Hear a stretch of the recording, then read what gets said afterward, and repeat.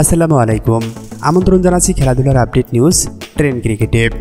শেখ হাসিনা দেশ থেকে পালিয়ে যাওয়ার পর বৈষম্য বিরোধী ছাত্র আন্দোলনের অন্যতম দুই সমন্বয়ককে নিয়ে 17 সদস্যের অন্তর্বর্তীকালীন সরকার গঠন করা হয়, যেখানে যুব ও ক্রীড়া মন্ত্রণালয়ের উপদেষ্টা হিসাবে দায়িত্ব পান আসিফ মাহমুদ। শপথ গ্রহণ ও দায়িত্ব বুঝে নেওয়ার পর একে একে পরিবর্তনের আভাস দিচ্ছেন এই তরুণ উপদেষ্টা। বাংলাদেশ ক্রিকেট বোর্ডের একাধিক পরিচালকের সঙ্গে দেখা করেছেন অন্তর্বর্তীকালীন সরকারের যুব ও ক্রীড়া উপদেষ্টা আসিফ মাহমুদ। এদিকে শেখ হাসিনা সরকার পদত্যাগের পর নতুন করে বাংলাদেশ ঢেলে সাজানোর কাজ শুরু হয়েছে। সেই হাওয়াটা লেগেছে ক্রীড়াঙ্গনেও। বিশেষ করে বাংলাদেশ ক্রিকেট বোর্ডের অবস্থা বেশ নাজুক। প্রতিনিয়ত বাংলাদেশ ক্রিকেট বোর্ডের সঙ্গে ঘটে যাচ্ছে ভিন্ন ভিন্ন ঘটনা। দেশের ক্রিকেটের বর্তমান অবস্থা নিয়ে আলোচনা করেছেন যুব ক্রীড়া মন্ত্রণালয়ের উপদেষ্টা আসিফ মাহমুদের সঙ্গে দেখা করেছেন বাংলাদেশ ক্রিকেট বোর্ডের একাধিক পরিচালক। সরকার পতনের পর আত্মগোপনে আছেন বিসিবির সভাপতি সহ অনেক পরিচালকই।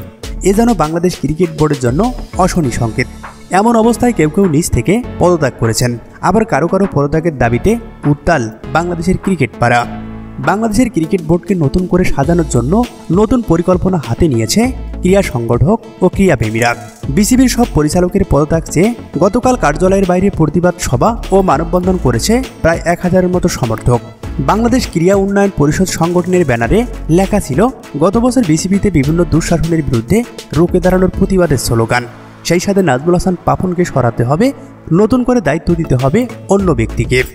এমন সব দাবির মুখে নতুন করে একটি দাবি জোরালো হয়ে ওঠে, সাকিব আল হাসানকে বাংলাদেশ ক্রিকেট থেকে তাড়াতে হবে, নয়তো প্রকাশ্যে ক্রিকেটপ্রেমী ভক্ত সমর্থকের কাছে ক্ষমা চাইতে হবে।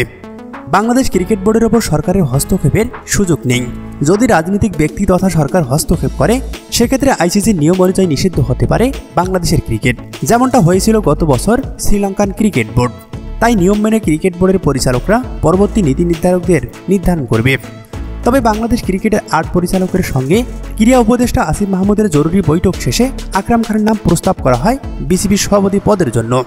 সেই সূত্র ধরে জালাল ইউনুস বলেন, ক্রীড়া উপদেষ্টা আসিফ মাহমুদ আকরাম খানের ব্যাপারে সম্মতি দিয়েছেন। সবকিছু ঠিক থাকলে বিসিবির পরবর্তী সভাপতি হতে যাচ্ছেন আকরাম খান।